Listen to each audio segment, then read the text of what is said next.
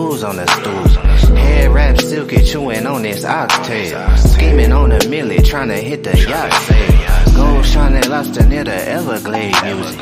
When we drop, it's like you never made music. Better days never came easy to a quitter. Ain't no pump faking, let them see that I deliver. God body, baby, big 7 in the skin. Probably why you never hear no better again. Higher than the spot that we bout to set the bar. Stankin', smell it before it left the jar. I just left the coast straight to another ocean. Got excuses, me, I'm really having motion. Sipping on mimosa, chopping real estate game. 40 years later, still the same lane. Just left the hood, never heard of you. 30 long years, not a single word of you. Shop booming, baby, come and get it while it's open. I don't have time, I've been busy having motion. Just left the town, things spoke to you. You a L7, probably served to you. Shop still booming, come and get it while it's open. I don't have time, I've been really having motion. Boy, stop playing, this is not your lane. Never seen struggle, you do not know pain. Stop playing, would you be yourself? How they see you, how you see yourself. Ain't real, acting real fictitious. Family on the west probably still hit switches.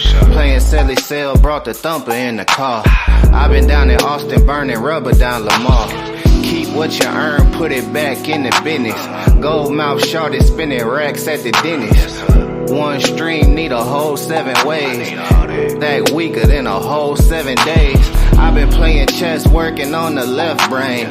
Buzzing in my city way before the press came. Went and bought a now he think he less lame. Got the kind of gas that could fuel a jet plane. Just left the hood, never heard of you. 30 long years, not a single word of you. Shop booming, baby, come and get it while it's open. I don't have time, I've been busy having motion. Just left the town, things spoke to you. You a L7, probably served to you. Shop still booming, come and get it while it's open. I don't have time, I've been really having motion. Y'all know what time it is. Jerry, what up? Lords of the land. Ain't got no minutes for you internet. We really outdoors with it. Till infinity.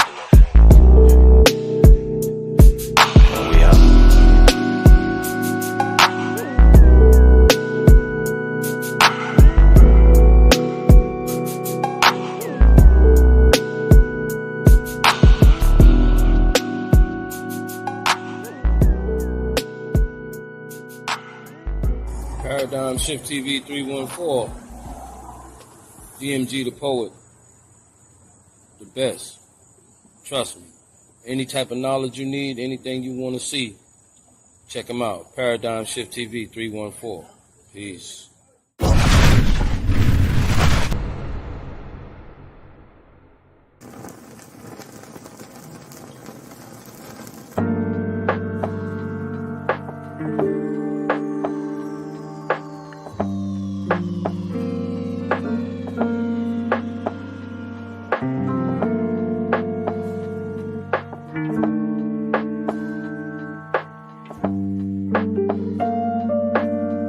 Hey, look. Labels blowing up my line and got me missing calls. Told her you ain't gotta hit me till you licking. Feel like ZVF, baby, I be cooler than the mink weather. Make a Coke bottle, give me brain till I think better. Back up on my again, hanging out with Benjamin. Franklin got me stankin' in the Lincoln, talking dividends. Look at what we did again. Ladies and gentlemen, we are live. Welcome to Paradigm Shift TV 314. This is your brother, DMG the Poet, a.k.a. Brother Pianki. And I ain't even want nothing, fam. It just been a minute, and I figured I'd go live and see what's up with my people. Nothing really for real on my mind. That's why I said let's talk about it. We talking about whatever y'all want to talk about. We can talk about Trump.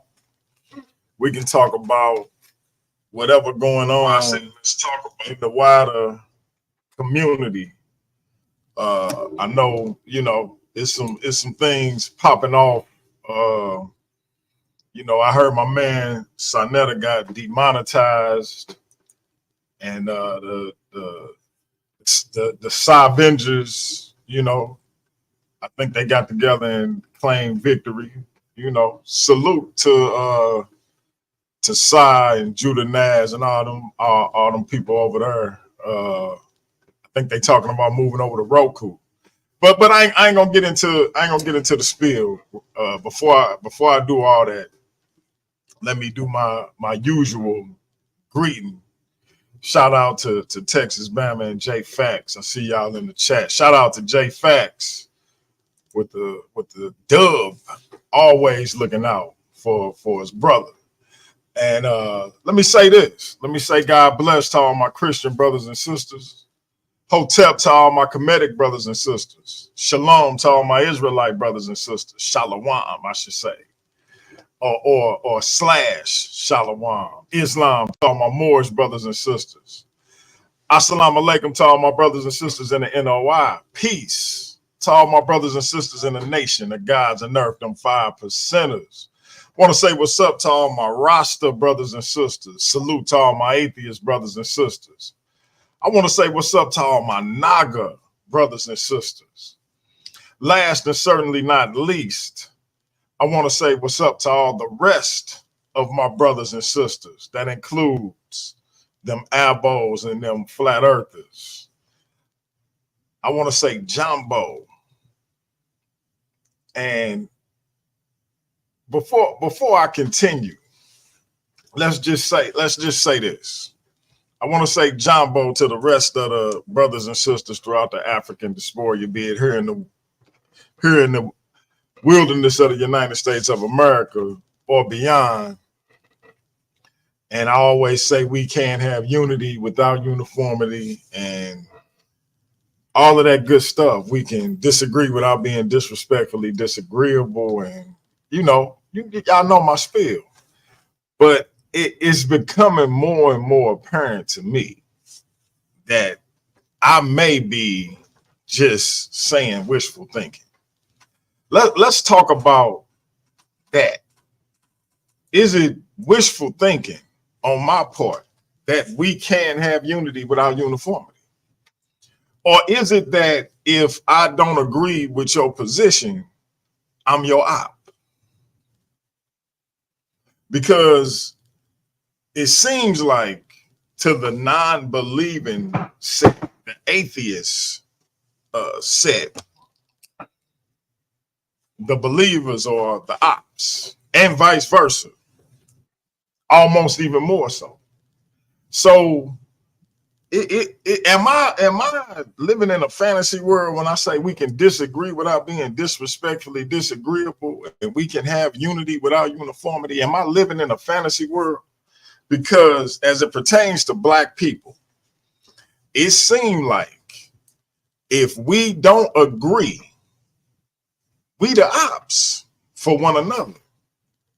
And that's weird to me, because we talk about building a Black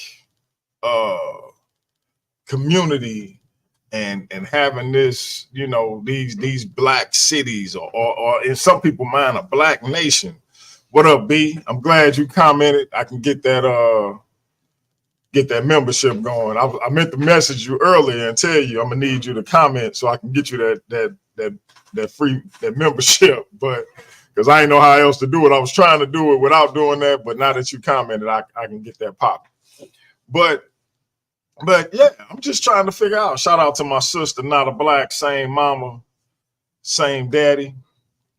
J Fax, yeah, I agree. Other cultures successfully do it, but it seems like amongst us, amongst Black people, if we don't agree, we the ops.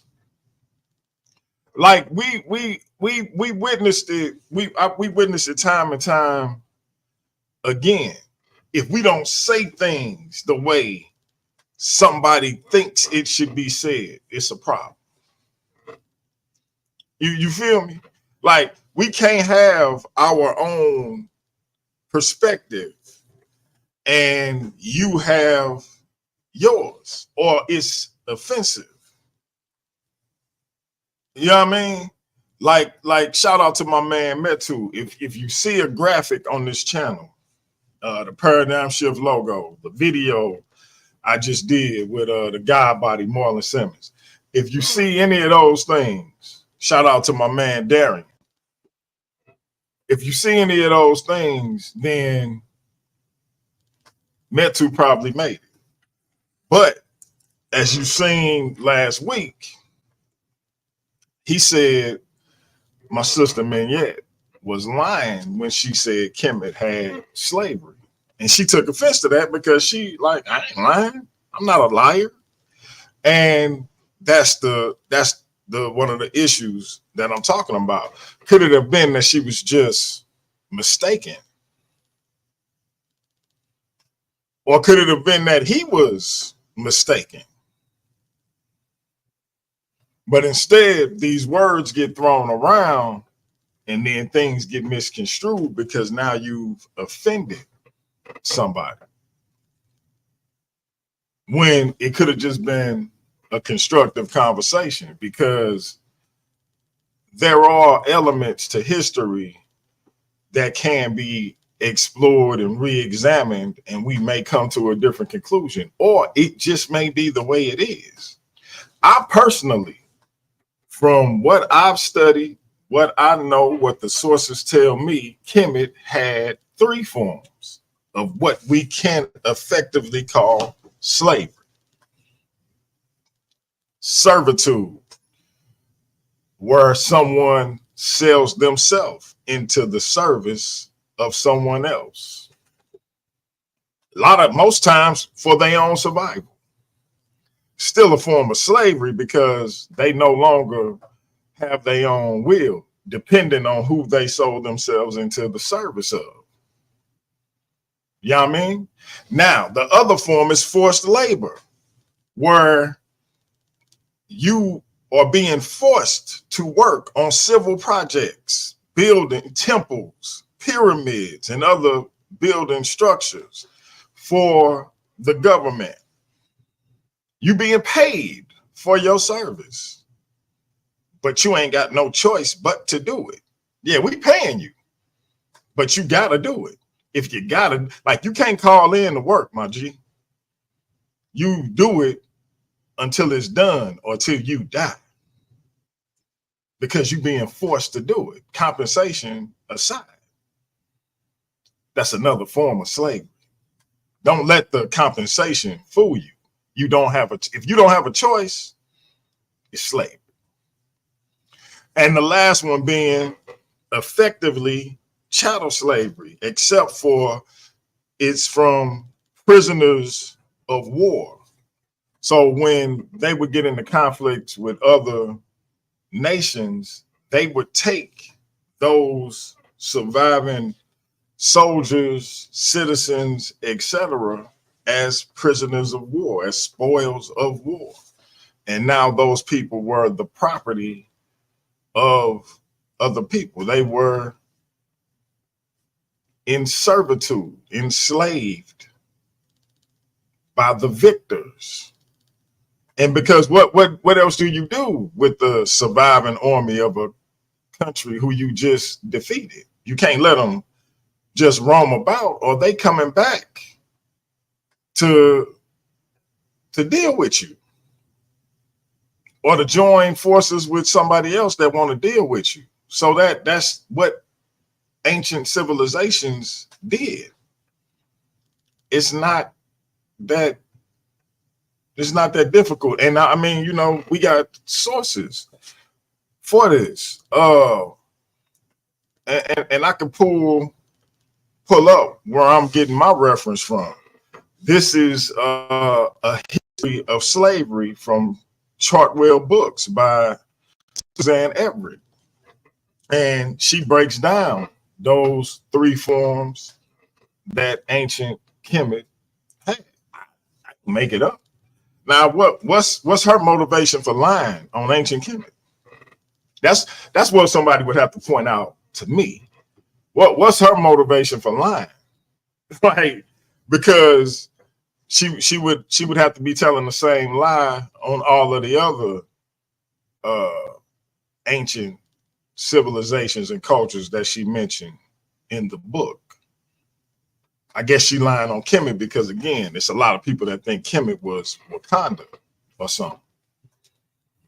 Like they had spaceships, and somebody told me that Kemet didn't have homosexuality. Now they had like one of the 42 mentions homosexuality. So why would it mention something like not doing something that's not being done?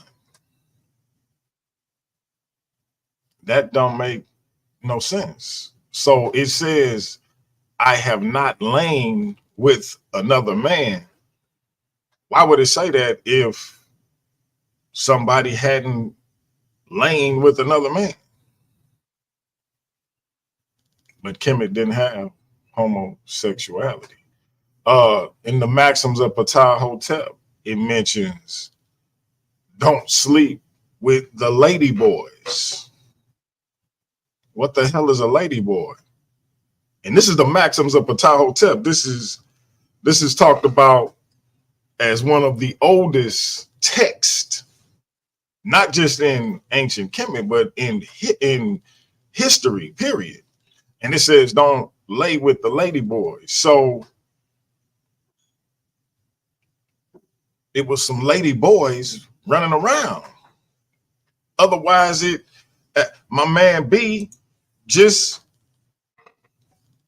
you can't mention something if it wasn't present. And it's present in the oldest text. Like, we got to stop living in fantasy worlds.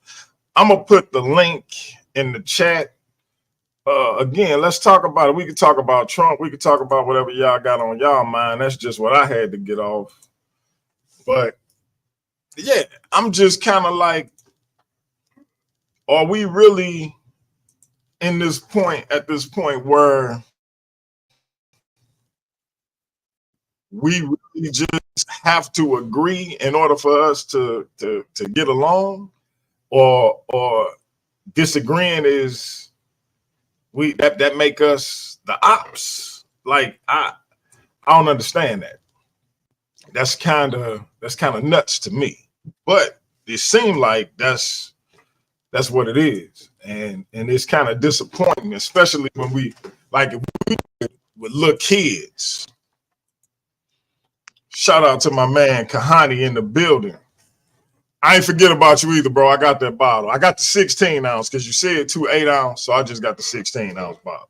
Okay. But talk to me, man. What you want to talk about? I got bad news for you.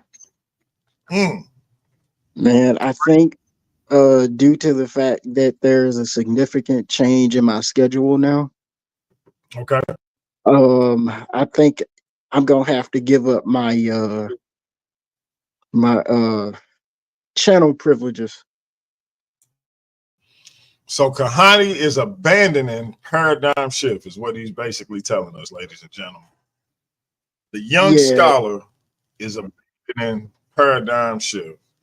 He done took a job making buku bucks, and he ain't got time for us no more. I'm used to it, man. I'm used to it. I'm waiting on the Craigs to tell me the same thing, man. I got abandonment issues. So my sister, not a black, can tell you I got abandonment issues. So I'm not surprised by this at all. Matter of fact, get off of my panel, you traitor.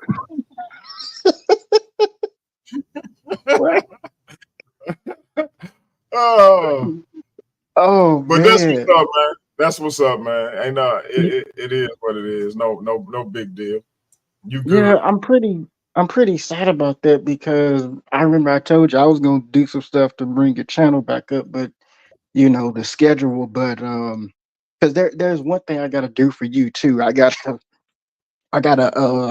shoot you the documentary script. I'm gonna copy it and I'm gonna write it out and I'm gonna shoot it to you, and that should be a good template for you. But yeah, I wish I could stay on, but it's just schedule change, man. I really hate that, Yeah, no, it's all good, man. I'm not mad at you. I mean, I think you're a traitor. I don't think you have a hot new job or anything. I think you probably going over to some channel where with some female that dresses like a guy. I won't say any names. And that's probably where you're gonna be. And I get it though. You know, you don't want to rock with us no more. So I'm not bringing that bottle of Clipper cleaner either. I'm keeping it. So man. Yeah, that's that. So yeah, man. That's fine. You don't want to, you know. I don't know what I guess to Corey, you know, beat you down with the flat earth thing, and you just said, I can't take it no more. I got it, man. I get it. You funny, man. You are very funny. It's all good, man. I guess I offended you when I offered to take you to my barber to get your beard, you know, hooked up, and you was like, "What you trying to talk about my beard?" So I guess that was the final straw. No, because it's ironic to me that 2 days or a few days after I made that offer, now, and you was like so offended by it. Now you come on like I can't be a part of the channel no more. The schedule change. Nah, you was offended that like you thought I was talking about your beard. It's cool, man. It's cool. No, hey, man, I'm using the magic shade. It's fine. It's fine, man. I told you don't mess with that magic shade, bro. Ask my sister Nala Black. Don't mess with that magic shade, man. Black man been using magic shade since 1913 to get the clean look. The Clippers never really worked for me. I hear you, man. I hear you. I'm just telling you, stay away from the magic shade, man. What, you used the magic shade before and it messed your face up? It messed my head up. Really? Yeah. No lie. I'm not joking at all. Bro.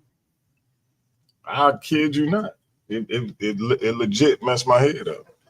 But you put that on your head?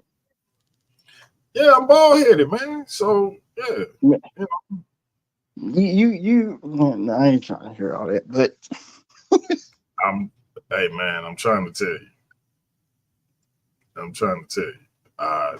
It jacked me up. Look, my sister laughing because she remember what I'm talking about. I think my little brother did the same thing. So look, man, you don't want to rock with me no more. I don't know why you even still here. It's all good. Nah, what else on your mind? No, what you think about what I said, man? Am I living in a fantasy world? Am I delusional when I say we can have unity without uniformity? I would say it would depend on what it is. I'm talking about as a black community that have various different beliefs and ideologies. To me, it's starting to seem like that's a myth. That's really a fantasy that I've created in my head, and that if you are a believer, it's rare that you're gonna get along with a non-believer because they so diametrically opposed to where you stand and vice versa. And so what I'm asking is, depending on the ideology and how and how striking the distance is between the two ideologies, I don't know if as black people we can meet each other halfway. It's like liberals and conservatives. You know what I mean? I'm asking if when I say that at the beginning of the show, is that a pipe dream, or is that something we can actually aspire to? What up, J Fax? Yo, what's poppin', King? How you? You got it, man. Yes, I honestly, to be he don't really want to answer my question. You know, he kind of ducking my question. It's all good. I don't know. I got you. So, from my perspective, right, answering the question itself, and I'm a Christian man, so I'm gonna use scripture in this specific instance. The Bible talks about can two people walk together unless they agree. You know what I'm saying? Now, on one hand, I'm like, yo, I'm not looking, me personally, and this is something that I'm really big on. I don't go into anything looking to convert anybody, right? Like if you ask the question why it is our hope, then of course I'm going to share with you why I hope. And if you make the decision to follow the same path that I did, then that's on you. You understand what I'm saying? It is my responsibility to bear fruit as a Christian. That's it. If you ask questions, then I preach the gospel then. You understand what I'm saying? However, unity without uniformity only applies in instances where we agree on the premise by which we need to unify. You understand what I'm saying? Case in point, if we all agree at one point in time, if you pay attention, right? If you really pay attention, look at a lot of the liberal movements, bro. Most of these cats don't agree with each other on a personal level and what it is they got going on in their personal life. However, they all got together at one point in time and was screaming to the top of their lungs, defund the police. You track what I'm saying? Like they were agreeing, they could agree on that completely because of what was taking place concerning police brutality and murder of black bodies. You understand what I'm saying? This is just what was happening. So they all agreed on that. They agreed on that premise. Everybody can come together and we could agree to that premise, regardless of what it is our ideologies are. You understand what I'm saying? At the end of the day, if you agree with the premise, both of you agree with the premise, and of course you'll have unity, regardless of whether or not you're uniform. And that's just my perspective. If that was not the case, then we would not have seen throughout the civil rights era Jewish people assisting those of the civil rights movement with the civil rights movement itself. They didn't agree ideologically. They didn't. However, the premise was the same. There's value in human life, and black lives are no different. I rest my plane. No doubt. No doubt. No doubt. Yeah. I don't know, man. It just seemed like for some reason it's a lot of vitriol. I was talking to somebody earlier. Matter of fact, I put it in the back chat. So y'all two will know who I'm talking about. I put it in the back chat that they wanted to holler at GT. And I just think that just from that standpoint, I can kind of see that it's going to be hard pressed for people to move closer together as it pertains to the differences we have between us. You know what I mean? Absolutely. What's up with you, D? Not too much. I'm in here just digging the conversation. You feel me? I like where you going. We've been kind of talking about the same thing. So yeah, I definitely seen that potential conversation that was supposed to be for our guy. And it's definitely it's hard to develop unity. That's why I actually posed a question in the back chat earlier today, because we had posted a run-on conversation from the other day about, you know, here in Baltimore, they had the dollar homes. And what happened was, instead of the dollar homes actually being purchased by the people that it was allegedly for, they ended up having these corporations jump in there because you couldn't get it if you only have 90,000 in the bank. You had like they promised it at $1, but they really didn't cost $1, and you had that like it didn't benefit the people they said it was supposed to benefit at all. And so Jay had kind of brought up how, well, Moody Wah had actually brought up first that what's stopping like 8 of us from getting together and putting that 90,000 in the bank and putting it together. And Jay Khan had broke down like, look, there's a lot of scamming. There's a lot of people, they might work together. Here's some examples of blah, blah, blah. But being on one accord is not easy, especially in this particular paradigm. It's not easy. No doubt. I think all three of us could probably give quote unquote horror stories as to us trying to unify with other brothers that claim to be like-minded and things go left. So I guess the question I would pose is, how do we what would you how would you remedy the situation of having a handful of people in the same building not being uniform but developing unity? Who are we picking and why? Say And what that. do we Say that do? again. I didn't understand the question. Can you say it again? All right, let me ask the question again. Let me change how I'm asking it. How do we unify? And for those who don't want to unify, what do we do about that? So, I mean, the idea of unifying is very simple, right? Hmm. Collectively coming together with the goal of fulfilling whatever the task is in front of you. That's easy. The how. That's the how. Hmm. The who to me doesn't matter. If I have people that don't want to unify with me, then I don't want to unify with them. I want to focus on the people that will unify. The problem is there's not many people that truly desire to unify without uniformity, or if they do want to unify, they have some weird ass ulterior motive. You understand what I'm saying? So it's self-defeating. Hmm. You feel the same way, DMG? To a degree. To a degree. Because it's kind of like,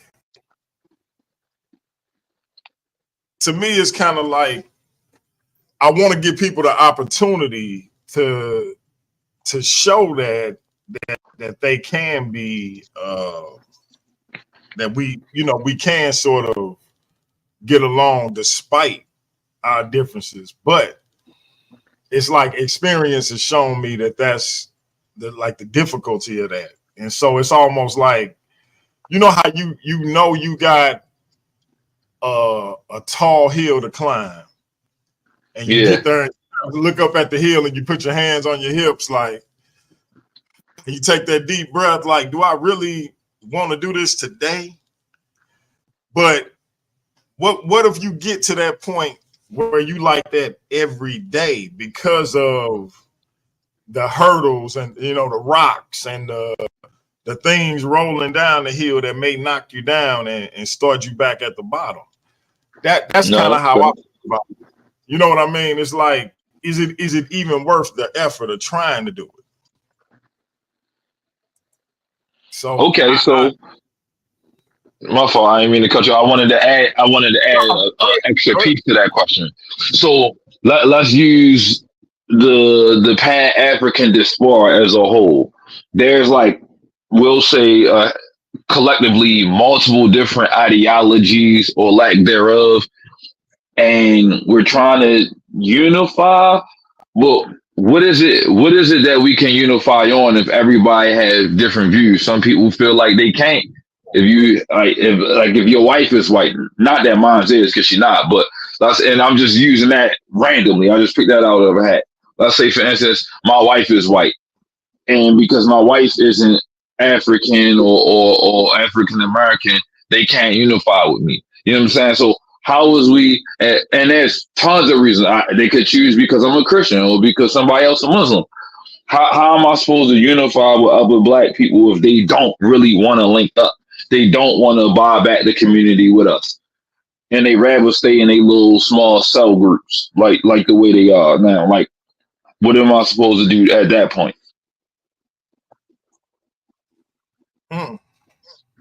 That's a good question. That's a good question. See, and so to make sure I got clarity, you saying, so like in the instance of a brother who is down for the for improving the plight of his people, but he dealing with someone of the opposite race. Yeah. And so his loyalty to the community is deemed questionable, correct? For sure. And obviously his mate is rejected.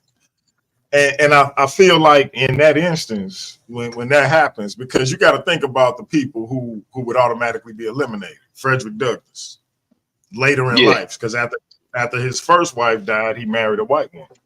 I don't think him marrying a white woman disqualified anything he had done up to that point or anything he would do after that point. Harry Belafonte, who funded not just Dr. King personally, but a lot of things overall within the civil rights movement. That's right. I believe Sidney Poitier. I forget, it was another actor who had a white spouse but contributed heavily on the financial front and on the activism front to the civil rights movement. So my thing is, does that disqualify them literally putting their money where their mouth is? So to me, it don't. But you know, to the person who say a black man should be with a black woman and vice versa, I don't knock them, but I don't think, like, if you ain't financially contributing the way this person is financially contributing and all you doing is talking, then you really, your opinion don't really matter as much. Your opinions have to be earned, right? So you running your mouth about what a person should and shouldn't be doing while this person is actually putting their money where their mouth is, and you exactly. Then who actions hold more weight? Exactly. And this is the point that I was making, right? Like, at the end of the day, we shouldn't have these qualifiers don't really matter. The qualifier only matters if it disqualifies what the person is doing at that point in time. For example, how could I say I'm fighting for black relationships and I want to see more black babies while I'm having this ain't no shot to nobody of any relationship type under any circumstances. I'm just using this as an example. That's it. How could I sit here and be like, oh yeah, I want more black babies. I want more children to be out here with the, you know what I'm saying, the thick 4C hair, the dark skin, all of that. You understand what I'm saying? Meanwhile, I'm reproducing with someone who won't bear that type of child. You see what I'm saying? In that specific situation, I'm disqualified. I shouldn't be speaking on it. You understand what I'm saying? However, if we talking about building the economy of the black community, why does it matter where I'm putting my dipstick? Why does it matter who I'm reproducing with? It doesn't make any sense. It's literally stupid. It's almost as if we like to talk, and this is kind of what I was speaking about seconds ago. We like to talk about the unity. It's like everybody like to get their jimmies off to the idea of unity and black power, black success, black excellence. But when it comes down to actually doing it, we do everything to get in the way of it, bro. It's the most wildest thing ever. The car's moving, but we want to stick holes in the tires.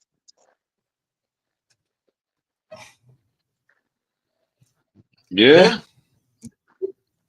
So, and none of us disagree with that. It really just depends on the context, and so I think that if we're talking about, like you said, like something very specific, I believe, like, you know, black men and black women should copulate with each other. That's one thing. But then when we talk about the other thing that I was talking about, then I think it's something else. So I don't know, man. It just doesn't make sense, bro. It don't make sense. Yeah, it don't make sense. Yeah. It's silly to me. Like, we're talking about the black community's economic power as a whole.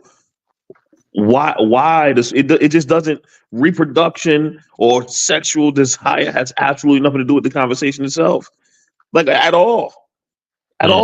Because at the end of the day, even if let's flip the script, I guarantee you Serena having that pasty vanilla frosting looking dude doesn't change the fact that she does indeed spend money in the black community. So my sister brings up an interesting point. She said if your mixed son marries I don't know how to even say the YT woman, your family is now YT. And I mean, that I'm not disagreeing with that. Well, goes to, yeah, but that's the thing though. So now but if they have, so let's take my favorite or my second favorite basketball player behind Allen Iverson, Kobe Bean Bryant. Kobe, I knew you was gonna say that. Now, so because a lot of people make a ruckus about his wife being, I think she's Latino, and his wealth She's Armenian. to her. She what? Armenian. You're Armenian. Okay. Armenian, so that's basically white. So his wealth went to her, but they have children, and are his children not, at the very least, half black? So I don't like the way that works. If you have to now, if you don't have children with said person, then yeah, we okay. It now went to said person's community or whatever the case may be. But if you got children with them and they go to your children still a part of you. Yo, So it's really weird to me, right, that we have these conversations surrounding reproduction and where the wealth goes. I dare a mixed child to get pulled over by a racist white cop and tell me what they are in that moment. yeah, that's what I'm saying. Like, I don't. To me, it get a little nuts with these kind of conversations, because, like, if Kobe Bryant's daughter get in a situation where her race comes into question, I think people gonna be hard pressed to say she's this or that. At the end of the day, she's still Kobe Bryant, a black man's daughter. Mm-hmm. So, you know what I mean? Or in the Venus situation, that's still Venus Williams' child. So the black part, all of a sudden, to me, it seemed like when we talking about money, the black part is diminished. Yeah, it's disqualified. It's disqualified. Yeah, but when we talk about anything else, the black part is highlighted. You see what I'm saying? Exactly. Let one of these mixed babies go out and, God forbid, commit a crime. I guarantee you every headline gonna say he a nigga. Yeah. So but when it comes to the bread, and it's usually us who doing the diminishing. Like, we'll call a person a nigga under almost any circumstances, but when we start talking about their bread as it pertains to their spouse not being one of us, then we get in our body about it. And them and their children are no longer a part of our equation. Hey, B Watch, what you got to say, man? What you want to talk about? Oh no, man, I'm just chiming in, listening in, man. Just trying to catch up with you, brothers. I was having issues trying to get on the StreamYard link, but I finally got it together. Okay, so what I'm gonna have to do, I see now, because I thought I could just gift you a membership, but it's like it picks them at random. So I can't just say, here, I want B Watch to have this membership. So I'm gonna have to have you get the membership and then just do the $2.99 or $4.99, whichever one you decide to get. Okay. Or send you another T-shirt. I'll send you a white one instead of a black one this time. It's up to you. But yeah, I tried to do it, and it was like, you got the membership, but then when I'm like, so how do I give it to somebody? And they like, I guess you can. Ooh, quick question, bro. Did anybody see any uproar? Truly, I'm really asking. Was there any uproar to the effect of Tina Turner's entire royalties going to that white man after she died? I'm just curious. No. I didn't hear nothing. Shout out to Nada Black, my sister, same mama, same daddy on the panel. She rarely does this unless Leandre on here, but he ain't on here and she still hit the panel. What's up, my sister? What's up, Nada Black? What's up? What's going on, Nada? How you? Hello, I'm good. I had to hop in this conversation, my brother, and I'm sure you know why. Of course I do. Trigger warning. Hey, let me say this before my little sister, same mama, same daddy, started talking. The views and opinions my little sister, same mama, same daddy, may or may not be the views and opinions of DMG. Go ahead, Not a Black. You know, I love to hear black men talk about interracial relationships, and because it just shows the difference between how black men and black women think. And this is exactly why I promote black women to go ahead and divest at this point, because it's I mean, it's no point in fighting and being as loyal as we are as a whole to black men. With that being said, you know, biracial children, they look biracial.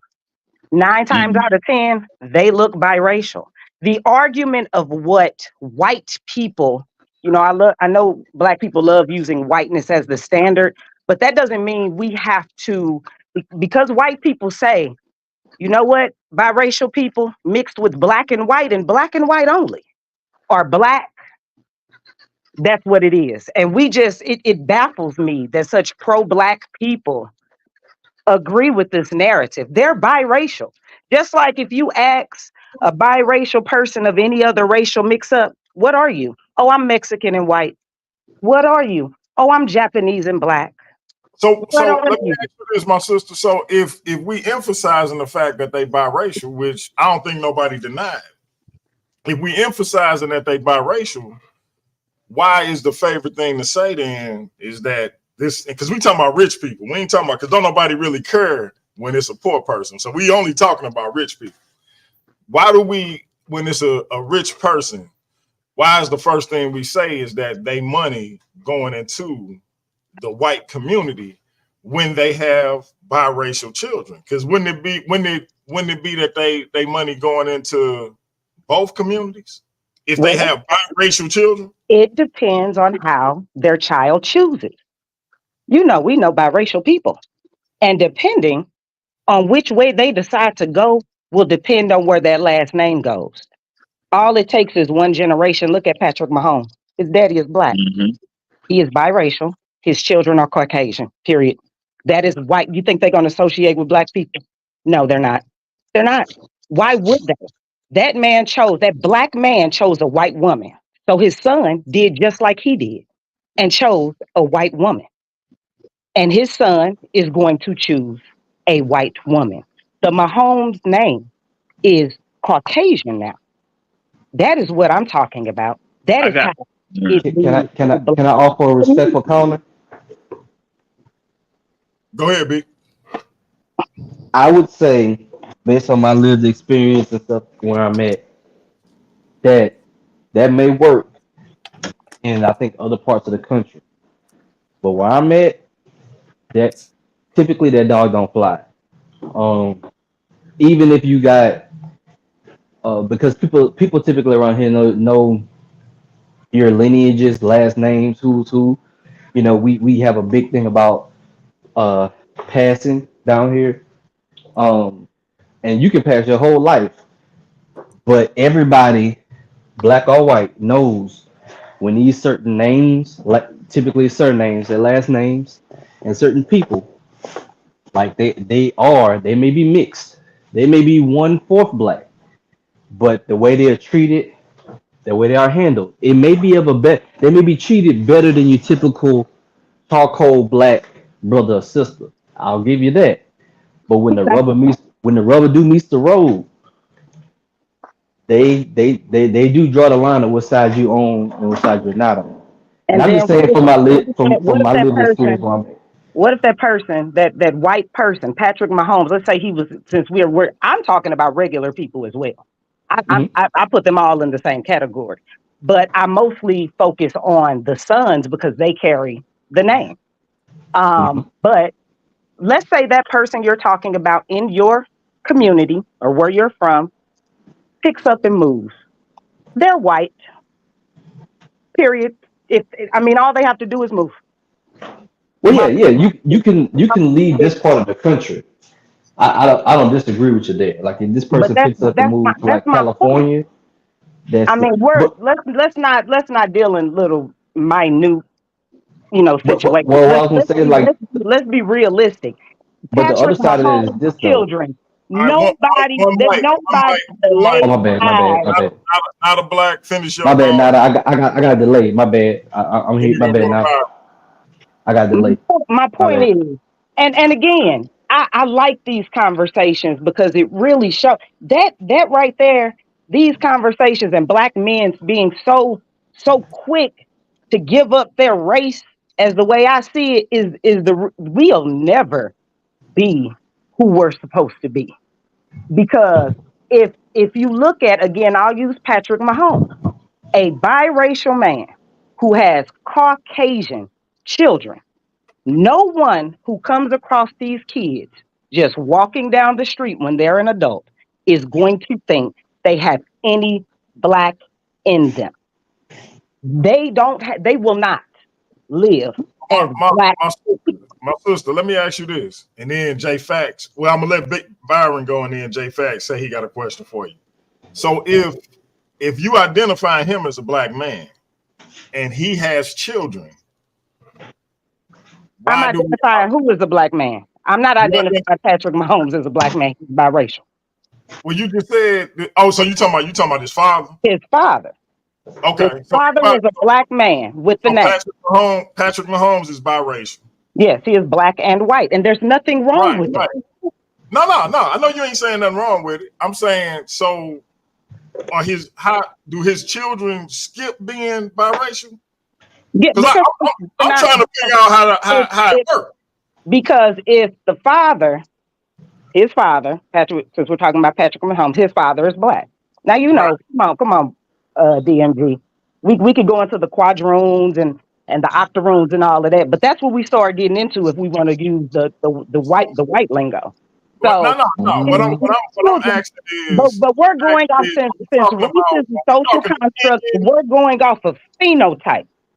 So when you look, we going off looks, not facts. Or if we going off facts. Wait. What are facts? Because are we saying race is a fact? Hold on, DJ. That's what I'm asking. How do we come to the conclusion that we come to, though? DMG, I got It's as simple as I'm asking everybody. A black man with a white woman produces a child that is black and white.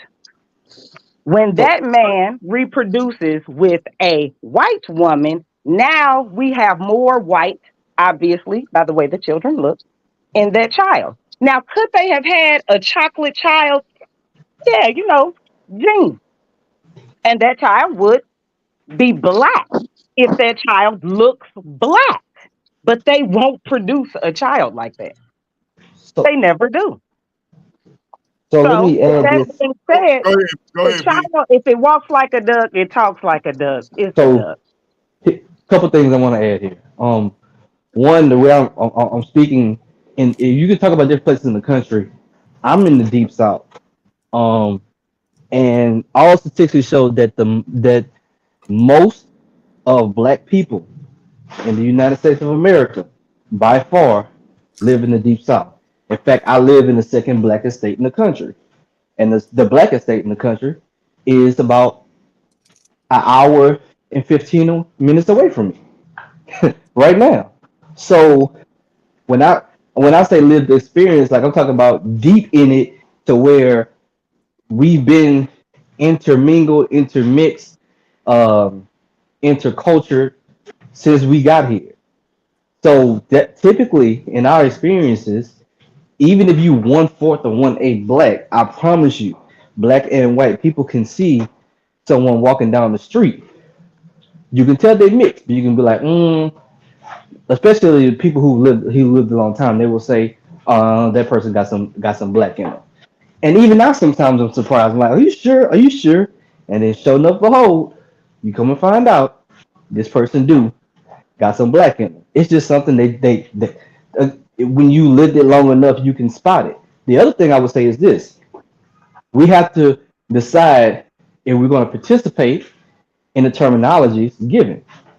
When I say that, it means we didn't, black and white, as far as racial identifiers, are social constructs.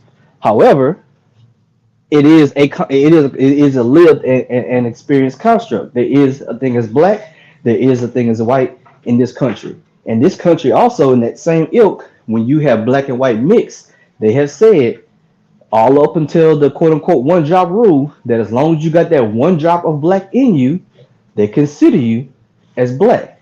That's not my rule. That's not anybody else's rule. But again, if we participate in saying this person, like for example, Patrick Mahomes' daddy, senior, being black, and his mama being white, if we acknowledge that, then we have to also acknowledge that same faction and rule that we acknowledge that Patrick Mahomes Sr. is black. We have to also say that Patrick Mahomes Jr. is black because that same social construct that identifies the senior as being black says that if you have up to one drop rule, you are also black.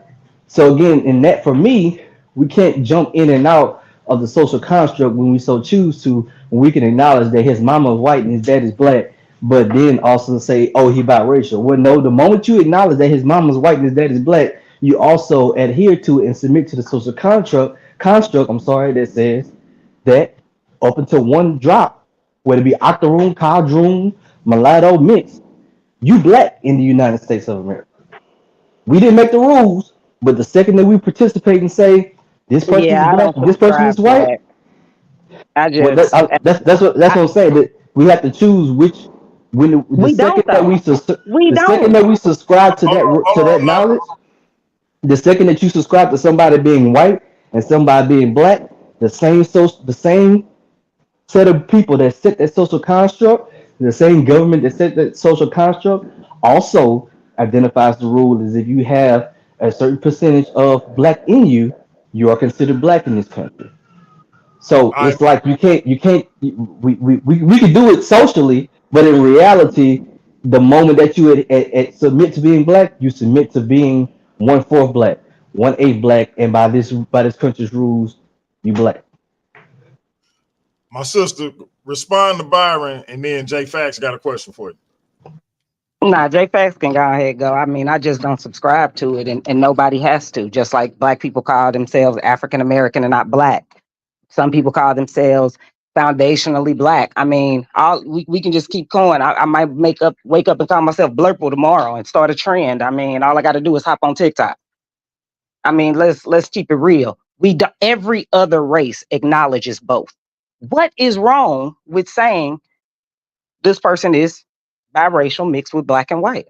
Like, it's like, oh my God, the black community isn't accepting a biracial. Oh, the heavens are going to fall. No, I mean, they black and white. There's nothing wrong with that. When I talk to my niece and nephew, you're black and white. We're not they're born of a white woman. They are born of a white woman. How are we just going to take that out of the equation? I would be appalled. That's crazy. All because white people told us at one time, I had a baby with my slave. It's black. Now I got another slave. I mean, this is what this is about.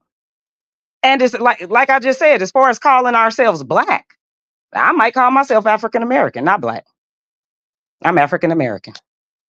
I'm not black. Therefore, that child is half African American and half Caucasian. Jay Fax, what you got for not a black? Okay. The first question, because she said something very interesting in the beginning, which is cool. You said that you actually on the side of black women divesting because at this point y'all are too loyal. And I'm curious, right? Because according to history, a black woman and a white man is what caused the laws concerning interracial relationships to take place, was what started this whole ball rolling in the first place, truly, right? That's what made it okay. At what point in time did black women exceed loyalty for black men continuously outside of this whole interracial thing that we're discussing right now? I don't know. I just know that black men marry outside of their race 3 times as much as black women. I'm gonna have to look that statistic up, but Kate, from what I'm understanding, I'm talking about historical documented data, right? The very reason why interracial relationships are legal right now is because of a black woman and a white man. Mm-hmm. Definitively, okay. Right? And I'm just curious. Now, my second question, right? What was your first question? I asked at I'm what point sorry. in time you said that black women were too loyal. Oh, Like oh, my answer was I don't know, and what I said. But go on. right. Yeah, I got you. I got you. Sorry, My I just my wanted to my make sure I had got your first one. My bad. no. I got you. I got you. My second question is concerning the whole money thing, right? When two black people in a relationship, and I'm genuinely asking, right? Because there's statistics and data to back this up. Does their money stay within the black community or end up in white hands anyway? I mean, it'll end up in white hands. No black money stays in the black community. None. So then if it's going to end up in white hands anyway, right? We have a huge issue here. Is the issue the problem of the interracial relationship, or is it just the fact that we have horrible methods in which we invest our money into our communities? Oh, I never said that interracial relationships was any I didn't speak on that at all. I was just sticking straight to the topic of interracial relationships. As far as the community and money, I mean, that's a whole nother ball game. And that, I mean, interracial relationships are a minute point when it does come to that. However, if we are going to talk about furthering the black community, that would also be a conversation, in my opinion, because your legacy could easily turn another race. That's all I'm saying. I don't care. Look, like I said, my nieces and nephews are biracial. That's my family, but they are black and white. That's what it is. And when one of my biracial nephews marries a white woman, I will watch that side of my family turn white, because my younger brother carries that name, and that branch will become Caucasian. And it's as simple as that. Hey, D, did you have something you want to ask Not a Black, or anything you want to add? No, I pretty much spot the conversation, and it's going the way it's going, and I'm happy with the discussion. I like hearing these You always opinions. start. You be starting ish, and then you go behind the bushes and just look at the result. Hey, D was the dude that'll run up and smack somebody on the back of the head and hide and watch the fight break out. No, I'm the one that get jumped by myself for fighting, for being the first to fight. Hey, Nat, I'm sorry. I'm sorry if I misunderstood your premise. I was under the impression that you were speaking with the money itself leaving the community through the interracial relationship. When, from where I'm standing, based on the data that we have, no money stays in the community to begin with. So I absolutely agree. And no, that was not my stance. Was just listening to the brothers up here talk about just family, because when I think about legacy and money, I'm not talking about just in the community. When my husband passes away, our money will go to our children. Mm-hmm. My son will carry that line. If my son marries a white woman and they produce a biracial child, and that biracial child, and my son, and we are, my kids are not going to be broke when I go, period. So I am someone who carries something. Now, my community doesn't have anything that my black dollar can stay, but my children will receive something. And when they get it, if my son marries a white woman and then his son marries a white woman, he won't. Now my line is white. My husband's name will turn white. He won't. And at that point, generations down, because I don't think small, I think the long game. If the community is starting to build, so my family won't be a part of that. So in 4 generations, when the community may be building, my family won't be a part of that because they will be Caucasian. So I also think it's important to note this in this discussion, that truly, like, this conversation, the threat isn't really amongst black people. It's more on the other side. Like, white people in general are more threatened about this conversation than black people because of a couple things.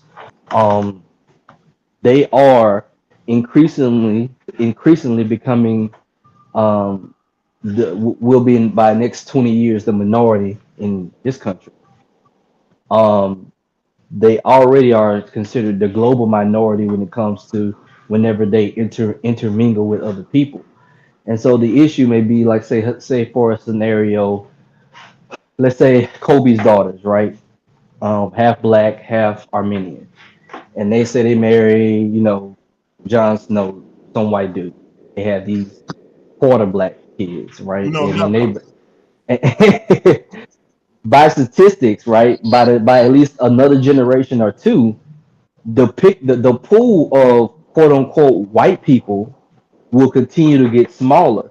And what you're going to have is a more browning of society, meaning that what's going to end up happening is more than likely that great grandchild or that grandchild even is going to end up intermixing with somebody else who Byron, can I ask themselves you a may question be though, bro? one Can I ask you a fourth question black. though? Yeah, go Because ahead. it's on par with what you're saying. How are we quantifying blackness? And I guess what I'm asking, the Yeah. reason why I'm asking is because, bro, I'm black. I'm 1159 black. You understand? I'm Jamin Hansu black. You understand what I'm saying?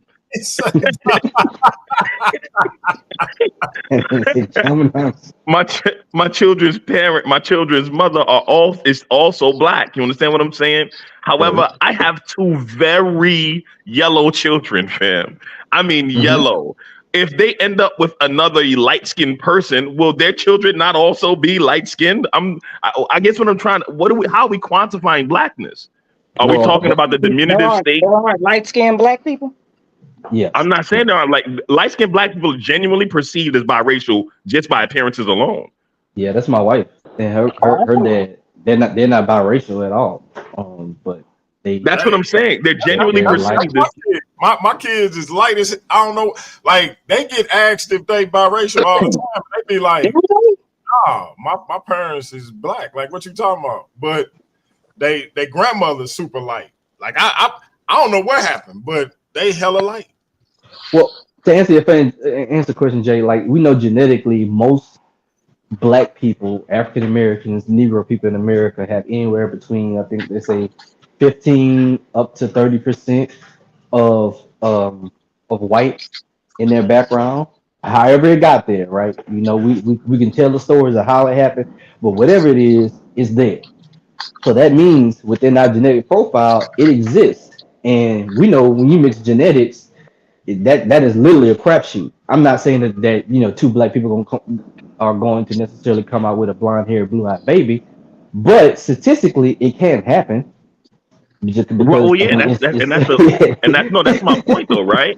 Like it's not like we're about to literally get DNA tests to ensure the blackness of the offspring. That's not about to happen. So I'm really confused as to how we're even quantifying blackness to determine whether or not. I think it's going to change over the next 30 to 40 years because of the increasing, as they would like to say, the browning of America. I always laugh when they say that as if America wasn't brown to begin Hey, with. my brother, real quick. I'm gonna let y'all brothers continue y'all conversation up here, fight to mix the race.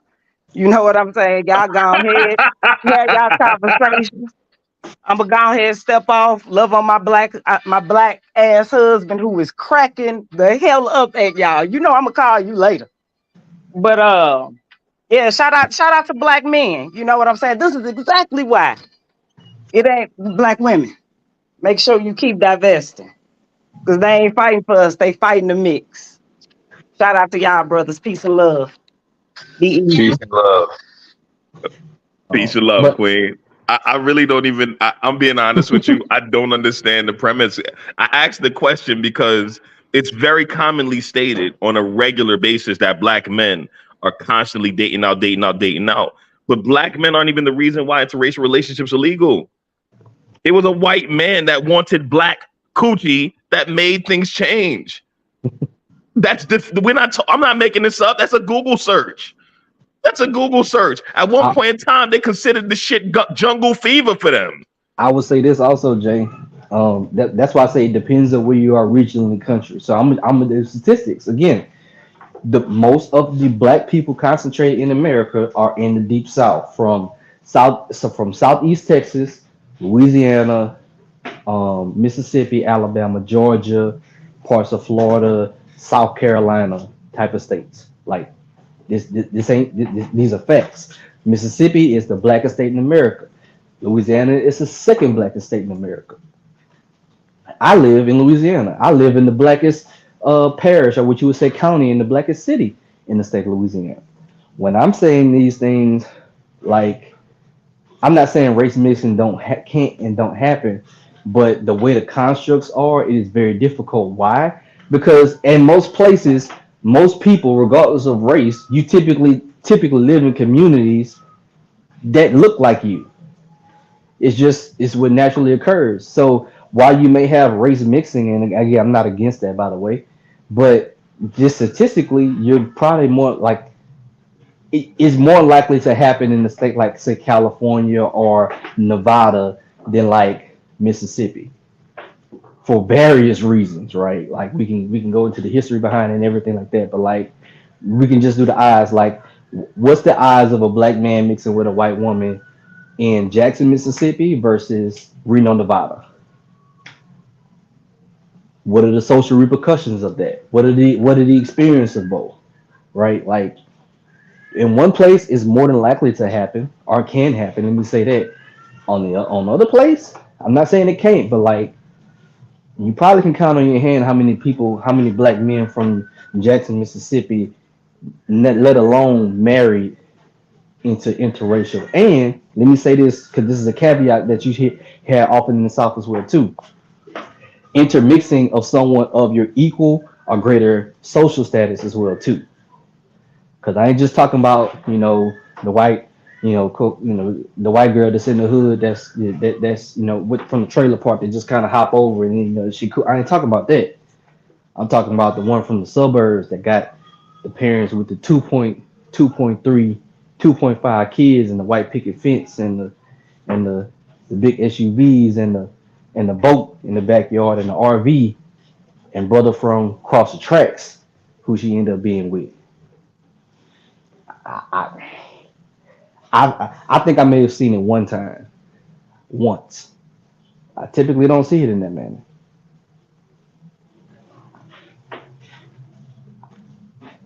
Yeah, for me, I think when we talk about the money issue, I'm just curious as to why we only emphasize it. It seemed like to me when it's us regular smuggler folks, and I'm talking about our blackness. But when we start talking about money, then we start having a different conversation.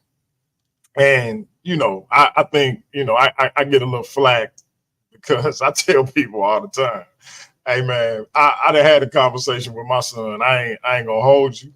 It is what it is. Judge me however thou will.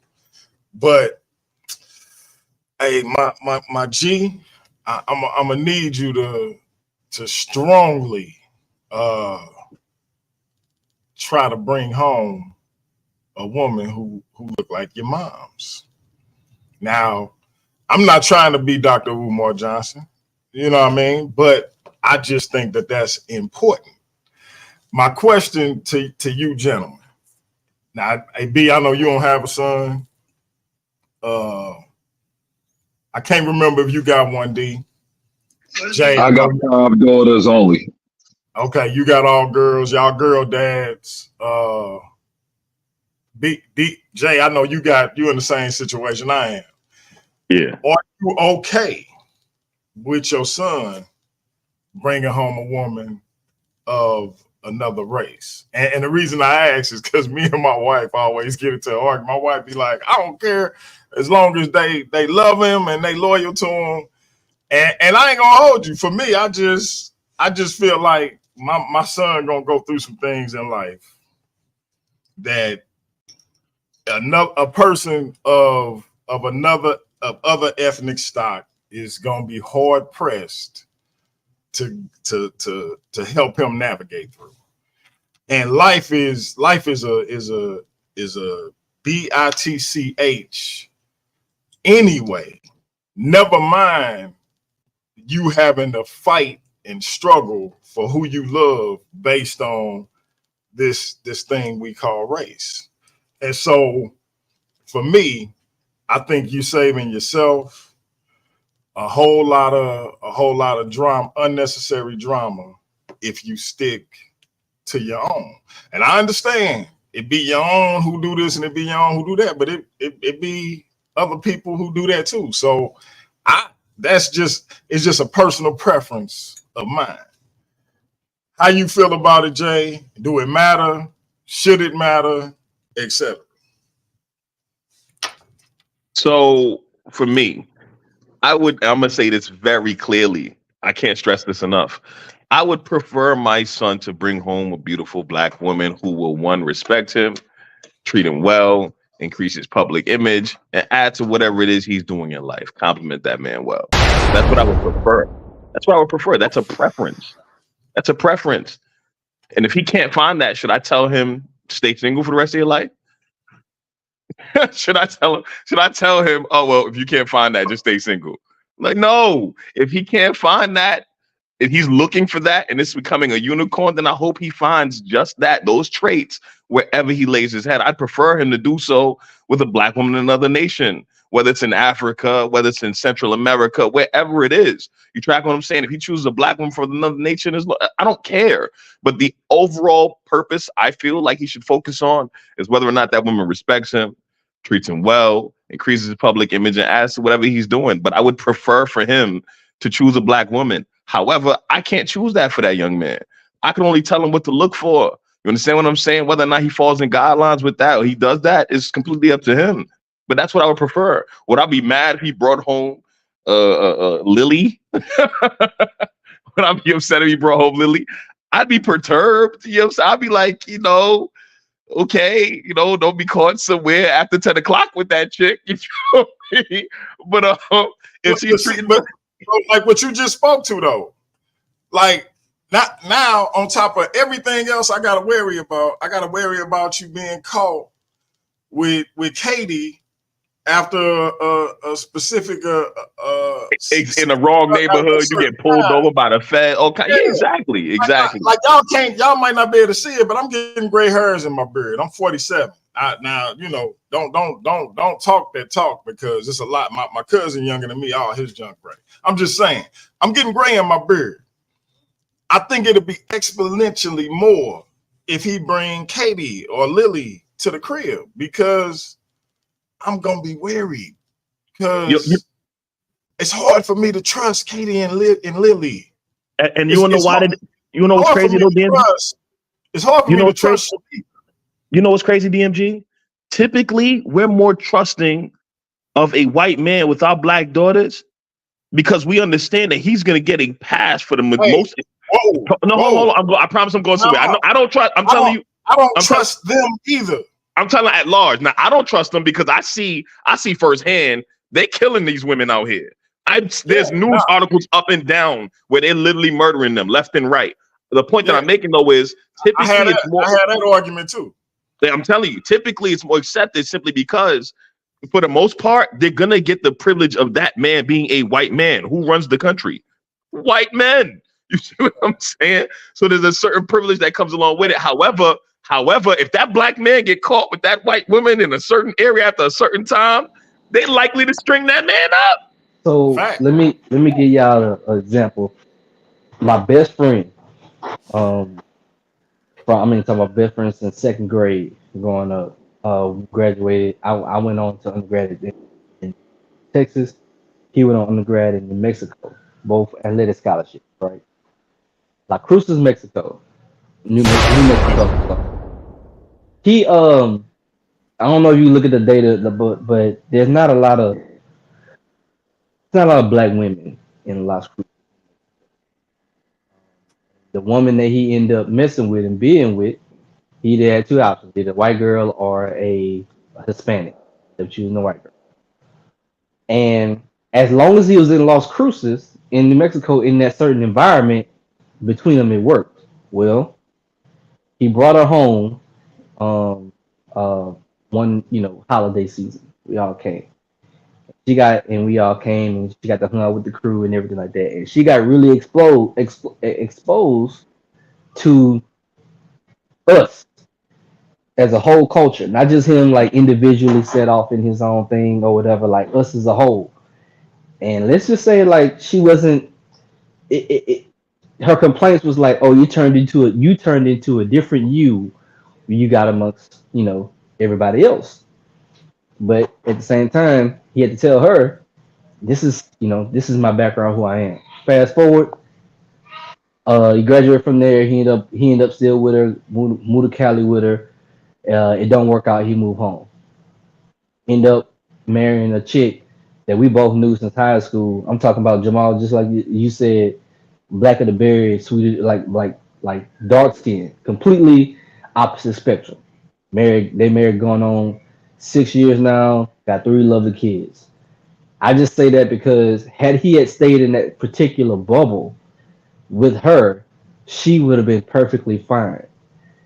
But as soon as she got exposed to his background, his culture, his people, she realized that she couldn't rock with it. She couldn't. It was too much, and Exactly. She didn't say it exact. Like it was literally too much for her to handle. Because the thing about it is, black people, we've learned how to live amongst and around exactly. white people as a whole. We had to. Exactly. White oh people my as God! A whole, Exactly. They still don't. They still hadn't gotten to that full comfortability to know to be around us, our ways, our idiosyncrasies, our different things like that. Like it's still uncomfortable for them at times. So for her, when she got him out, when she got into the real world with him and got to his background, and she realized everything that was associated with him, eventually, like the relationship just wasn't gonna work because she couldn't adjust to it, and then she couldn't justify it amongst her own people that this is what was coming, because he wasn't no like woe is me charity case type of deal to where, oh, you set me out the hood. Like nah, shorty, I'm good. Now consequently, like here's this. She ended up marrying another black dude. Well, she ended up marrying another black dude. But the dude is she ended up with a Bryant Gumbel type. Yeah, the dude is like the embodiment of like the Carlton Banks character on Will Smith on Fresh Prince of Bel-Air. It's basically like it's a docile, like it's like, okay, yeah, you got with the dude, black dude, but it's like you got with the dude that would fit in with your culture and would be accepted. You know what's crazy though, Byron? You know what's crazy, Byron? These interracial relationships typically be cases where it's people looking to make the other person of the other race someone that's in their race. It's the weirdest thing ever. Like, you won't get with a white man and try to turn him into a weird, great value version of the nigga that lived down the block. And if you're gonna get with a white woman, you're gonna put cornrows in their hair, or vice versa. You get with a black guy. Let me ask y'all something then. So now, nigga, it's a whole trend called black wife effect right now, bro. Like, can we be real right now? let me ask y'all this then. So given what I'm saying about me and my son conversations, and me and my conversations with my daughters, like I'm sorry. I ain't got nothing against clear people. I don't have nothing against clear people. I just prefer my like, I ain't got nothing against continental Africans. I don't. Shout out to the wider diaspora. But I would want my son or my daughters to have a spouse from right here in the US of A. Like, I just want somebody for my kids that's black like us. Now, DMG, now you just brought up something that I was watching today. I'm just being honest. But bro, I agree with you. I want my kids to find significant others from Compton. You follow me? But before you get to your question, B, I want to ask y'all. So, given the example that Byron just said and the example that you just said, Jamel, do y'all understand what Not a Black was actually saying then? If I'm gonna be real with you, bro, if I'm gonna be real with you, if I'm gonna be real with you, I don't see any historical example of race loyalty at large, one way or the other. So I'm not about to say I Well, understand no, what no, you no, do. no, not about the black women being loyal, because that I don't. Hey, these N words and these H words ain't nobody loyal. Like Facts. I don't believe Facts. that. But what I'm talking about is the importance of us categorizing people for what they are and understanding that when a Patrick Mahomes marries a woman of a particular ethnic stock, and then they have children, and that child marries a woman of the ethnic stock of his mother, then the blackness thereof continues to decrease with each subsequent generation. So that I think that was the main point that I took from. I don't care about the whole black women or Lord, because ain't nobody loyal to nobody. Well, I would say this, DMG. I think honestly, truthfully, I think the conversation isn't even a black conversation. I think that's more of a white conversation. I think personally, when you look at the majority of white people, what they've been the laws, the things they've passed over the past 7 to 10 years. I mean, even if you want to go back to the whole abortion, anti-abortion thing, it's a lot of it's rooted in they don't want white girls getting abortions anymore because they feel like, again, their numbers, the data is showing that they're on the decline. They have a negative increase in population of white people, and so and there's an increase of, again, the browning of America. So honestly, for us, although we can talk about preserving the lineage, again, I don't, in my lived experience, I don't see that happening at a rate in Baton Rouge or New Orleans or Memphis or Jackson, you know, um, Savannah, Georgia, Mobile, Birmingham. Like, you know, it may happen. It may happen in LA. It may happen in Sacramento. It may happen in Phoenix, Arizona. But I'm talking about where the people, where my people at, where the sun shine a little bit brighter, and that you get that natural suntan. I don't see it at that rate. I'm not saying it don't happen, but and then when it does happen, again, I can tell you names from multi generations down that you look at the person. If I show you a picture and be like, oh, that's a white person. Nah, that they black. I always give the example of the Homer Plessy versus If you look at him in the picture and you didn't know who he was, you'd be like, oh man, this is a white man.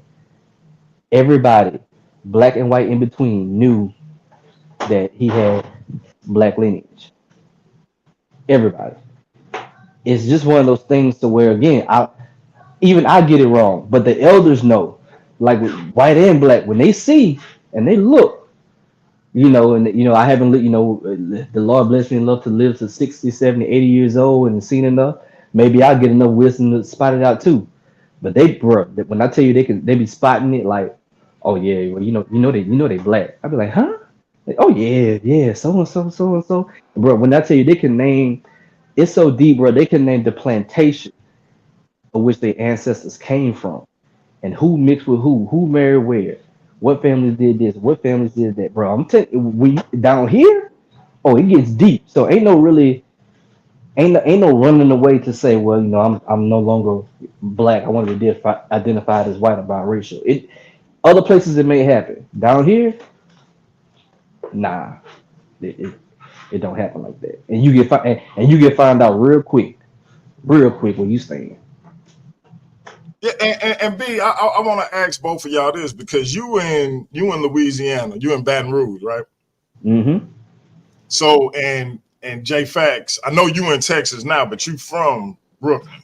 Best side Brooklyn. Yep. So now, one thing I always noticed about Brooklyn or New York, I should say, is like the racial divides that exist here in St. Louis and probably in Baton Rouge don't necessarily exist in NY. Like, I remember seeing Fat Joe and Big Pun, and even moving up the timeline, people like what's the female name? Erica Mena. I thought Erica Mena was a light-skinned sister at first. I didn't know she was a Hispanic, Boniqua, whatever she is, right? Just because of the way they dialect is. They sound like, they talk like us. They talk like you talk, being from Brooklyn. What's the difference that you've seen moving to the South and moving to different regions from sort of the melting pot that you get in areas like New York and on the East Coast, where it seemed like the minorities in New York, my man, I don't know if my sister remember the short, what was she, what was Sean? He was Puerto Rican and Jewish, but he wasn't from Brooklyn. I forget what borough he was from. Dang. I can't remember, but he he used to talk so much stuff too. But all he hung around was us. And it was so funny because I'm like, man, to me, he looked like a white dude, but he was Puerto Rican and Jewish, right? So, and he would tell me how like that didn't mean nothing where he was from. I'm like, what you mean it don't mean nothing? Like you ain't black though. And he was like, man, you don't understand. What's the dichotomy? If you follow what I'm talking about, like if I'm being too, overly simplistic or whatever the case may be, like what's the dichotomy with in terms of race in the 5 boroughs versus other places you've been? So when it comes to race in New York, like for the most part, a lot of people seem to think that New York is this giant melting pot, and it's not. It's only become more racially fluid, and people starting to mix together based on people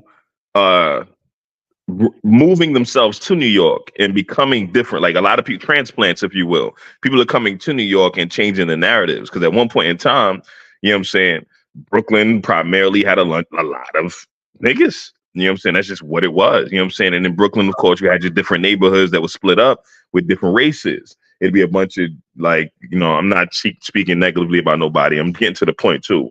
Like case in point, it's this road in Brooklyn called Eastern Parkway. On one side of Eastern Parkway, it's niggified. Like it's black. You understand what I'm saying? But then you cross Eastern Parkway and it's nothing but Jews on the other side of the road. You track what I'm saying? And that's I'm talking about a clear divide. You get what I'm saying? What I've seen is that the same thing exists in every other city that I go to. Everything exists. However, these people typically take on our talking patterns, everything. They even try to say the same things we say to include the N-word itself. You track what I'm saying? Case in point, I just was coming through Louisiana about 3 weeks ago, right? And I go into this gas station and I go to the teller and it's a white woman. I'm talking about white, bro. I'm not saying she was mixed. I'm not saying she had a little black in her. She might have had some black in her, depending on who she was dating, if you catch my drift. But you know what I'm saying? She was white, all the way white. I'm not saying a little white, bro. She was white, but her hair was up. You ever seen the movie Baps with Halle Berry and the other sister? Cannot remember her name right now. So she passed away recently. Yeah. Yes, her hair was up exactly like Halle Berry's in that movie, fam. And she talked with the most insane black twang from Louisiana you've ever heard in your entire life. You track what I'm saying? I'm like, wow. It caught me off guard. It really surprised me. I'm like, wow. It taught me something. Black isn't just a color, it's a culture as well. And this is kind of why I was asking Byron moments ago, how do we identify? Because there's a lot of light-skinned black people who are mistaken for biracial on a consistent basis regularly. And unless they tell you outright that they black, you're going to assume just off of appearances alone that their parents must have been mixed. They must have been black and white. You're going to just assume that. You understand what I'm saying? From where I'm standing, me and me alone. I don't disagree with the idea of having a partition there. I like things that are unique strictly to us. I prefer it that way. That way we have something unique that everybody can experience. I can go experience some matzo balls if I cross over Eastern Parkway, and they can come over to the other side and experience some fried chicken. But we go back to where it is, you know what I'm saying? And call it a day. You don't have to take on my culture and call it your own. You understand what I'm saying? I see that commonly around everywhere. Even here in Houston. Like literally, it's a dude. His name, he's a Mexican rapper. I want to say his name is Mexican OT. He rapped like a nigga. He rapped like a nigga. Like if when you get a chance, Google it, bro. I say something I'm making up. The point that I'm making is very simple. Everybody wants to inherit and take on all over the country. The old folks used to call it, they want our rhythm, but not our blues. You understand what I'm saying? They all want to talk. They want to talk like us. They want to walk like us, the whole shebang. And this is why I find it really annoying that people start talking all this interracial relationship bullshit, because to Jamel, it don't make any sense. Our culture's already for sale. Our money's already going to white people to begin with. And now niggas is talking about, it don't make sense to me. It don't make sense to me, bro. It don't make sense to me. I'm all for African-American power. I ain't saying black, because I don't necessarily agree with a lot of the shit that's going around the world. I don't. I'm all for African-American power. I'm all for African-American culture. I think it should be uniquely ours. And niggas need to ask for permission. That's just how I feel about it. But as it stands right now in the country, right this minute, it does not look that way, no matter where you go at all, under any circumstances. There's white men who call themselves niggas. That's hey, okay. So check it out, man. I've been on for about an hour and a half. Like I said, hey, let's talk about it. I ain't had nothing on my mind for real. Just any thoughts before we go? Any thoughts on Trump getting shot or getting hit by a ricochet, whatever it was? Many men wish death upon me. Blood in my dog, and I can't see. Hey man, when I seen that meme, man, let me tell you something. You know, he performed it last night with the picture, with the meme. 50 Cent did. Hey, 50 Cent the one put it up? No, he performed last night. He performed. Yeah, he put it in the backdrop while he was performing that song. Wow. When I saw that meme and it had Kennedy next to Trump, and he say, "Now I know that I'm here for a real reason, because I got hit like he got hit." Yo. But he ain't breathing. Hey man, I died. I literally, like, I went Doctor Strange, like I astro projected out of my body, man. That was hilarious, because I feel like that's like I'm waiting for the AI to come out in his voice. Like, now Too late. I know I'm here for a real reason. It's already there. It's already out there, bro. I heard it earlier Are today. you serious, man? Yep. Oh, wow. Wow. Yep. Wow. They got one with him doing the game part on the Hate It or Love It. No, he doing 50 Cent part on the Hate It or Love It. So Hate It or Love It, the $100 on top. Wow. Hey, that dude say, wait, and threw that fist up. Like, hey man, So my man bleeding and said, wait. So beyond all the other stuff, DFG, here's the issue it makes me put my antennas up with everything. Because for those who have, I don't want to put anybody's stuff on the spot, but those who have been around gunfire, whether it be intended for them or they just been around it, you typically keep ducking until you know it's all good and done for, right? This man already got clipped, whatever you want to say, on his ear. Like, the fact that everything hadn't been cleared yet, and he said, wait, let me get up. And, I mean, the image is all cool, him putting up the fists and fight. But in reality, I'm like, bro, you just made yourself an open target and you don't even know where the shooter is, what direction it's coming from, or anything. So, was it confirmed to him that he was dead already? Like, bro. No, ain't no way. That's hella suspicious, Doc.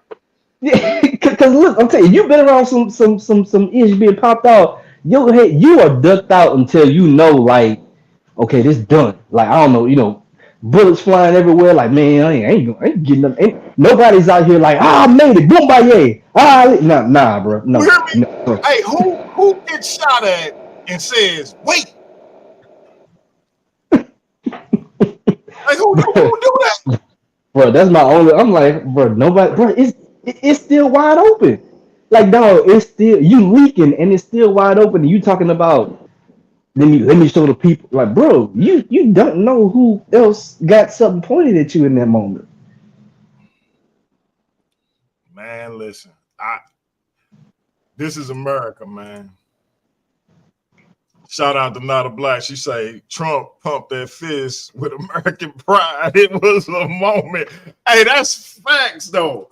Listen, old boy from the Young Turks hate Trump, and even he said I hate to admit it, but he looked downright heroic. Yeah, nah, he did, bro. I ain't gonna hold you. That shit made me want to go re-enlist. I want to go re-enlist when I saw it. Hey, man.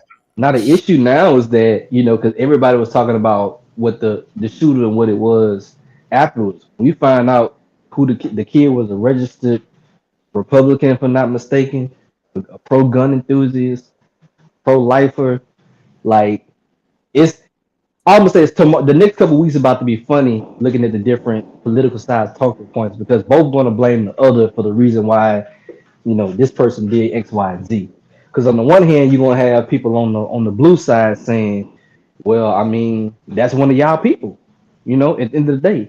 And on the people on the red side, gonna be like, "Well, y'all the one been spewing this rhetoric, so he ain't had a choice but to feel like he had to do something." And black people are just, and I'm sitting back, J Facts, like I said in the back chat. Hey, bro, matter of fact, I was talking about grandmother today. She was like, at the end of the day, like, black people, my grandmother old school. She nice with it. I'm gonna say it in the more PG-13 R-rated version. Niggas are still niggas in America. Don't really matter who at the helm, but the president. Like, at the end of the day, she was like, we was here when we had slave masters as presidents. We was here when we had Jim Crow enthusiasts as presidents. We was here when we had a black man as president. Like, hey. And we gonna be here when we get our first alien president. Right. I mean, we here. Morgan still doing the first. It is what it is. I know I talk about my grandmother all the time. The last election she saw was the one where Trump got elected. I remember going to see her at the rehab center because she was sick leading into it. And she told me, she was like, Trump gonna win. And I was like, why'd you say that, Mom? She was like, he gonna win. She was like, they had Obama for 8 years. Them Republicans is not gonna let no Democrat, especially no woman. Like my grandmother was so clear. And I go home, me and my wife had went and voted. My sister confirming it. I had went and voted. Me and my wife was at the crib. I fell asleep on the coverage. Woke up to the news that he had won. So I go, my grandmother was right around the corner from me. You remember this, Renata? She was at Delmar Gordon. And so I go around there. She was like, told you. I was like, yeah, you told me. And she was like, them 4 years gonna fly by. It ain't gonna be no big deal. And, it's gonna be somebody else turn again. And whatever gonna happen. And basically, act like Byron just said, we still gonna be here. And it's kind of funny that America is looking the way it's looking to the rest of the world. Like that's the alarming thing about it. At some point, some stability got to come back, because right now everybody just kind of looking like y'all a joke. And one thing that's coming up that ain't nobody really keeping an eye on is China finna push the United States out of their waters for the first time since World War II. Like they got enough of a fleet, enough manpower, enough. Like they finna tell them to get out of our water. Like we don't want you here. We don't care nothing about. Like you ain't finna police us. You can police the rest of the world if you want, if they let you, but you ain't. And that's one, you know how it is when you stand up to a bully and then everybody else see that you did it. Now everybody else want to get froggy and they might get beat up, but it's gonna start a tidal wave of people saying, hey man, we don't want you here. And I just feel like that time, once China stand up to the United States, a lot of other countries where we have these little bases of operation, they gonna start doing it too. And we looking real weak. But you know, that's just something to look out for, man. I've been keeping my finger on the pulse of. Shout out to my sister, Dr. Monica Lamb in the building. Shout out to you, Queen. Y'all go support her. She over on Garfield channel every Wednesday night, telling black people how to get their weight up financially. So, you know, go support the sister for those. It's the Garfield, Brother Garfield podcast, Dagger Squad, etc.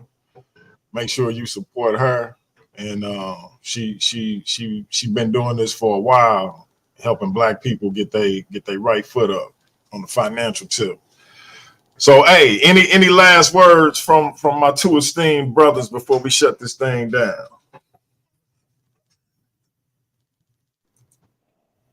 Man, you be good, man. I appreciate the love, man. I'm gonna get on this. Make sure I get everything subscribed up on what we talking about. Just let me know the steps I gotta take in the back chat.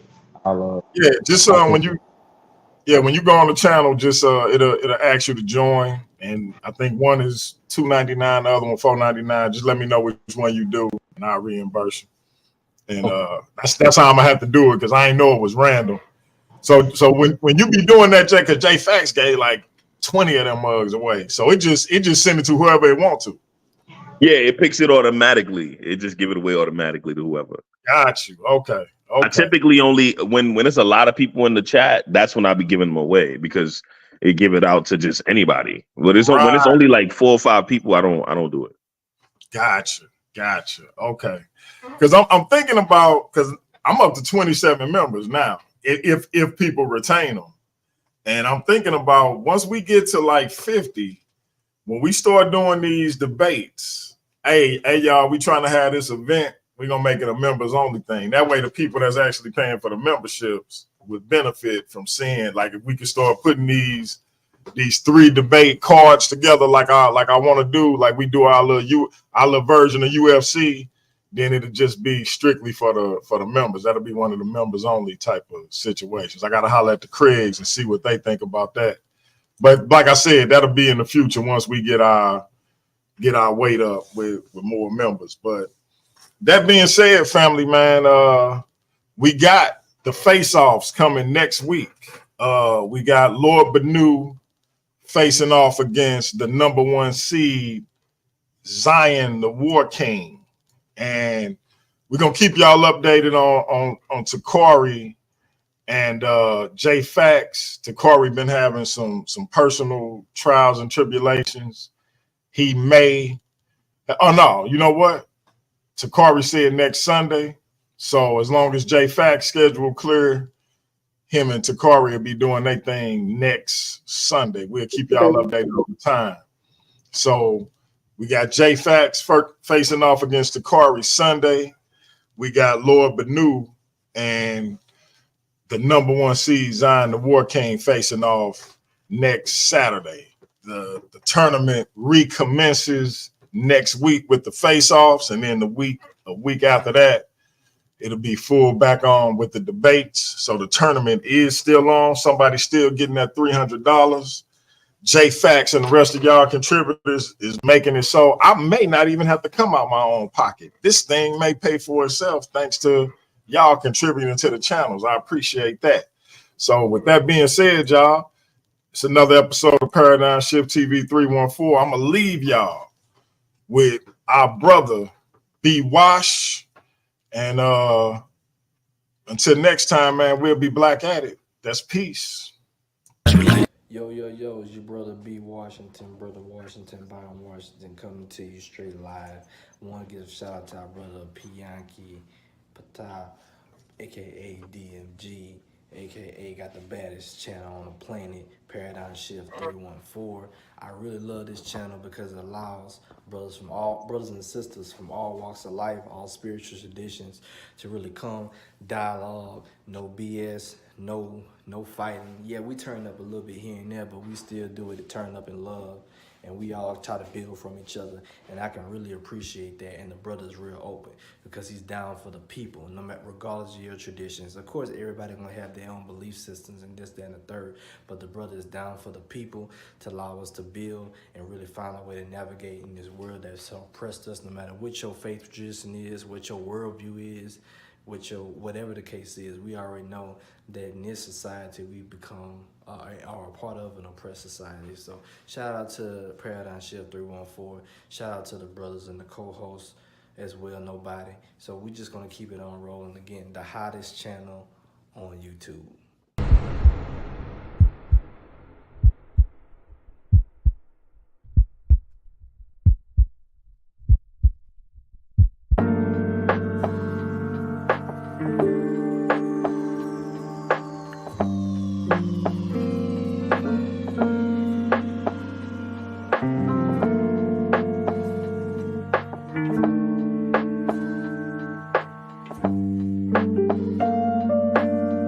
Hey, look. Labels blowing up my line and got me missing calls. Told her you ain't gotta hit me till you licking.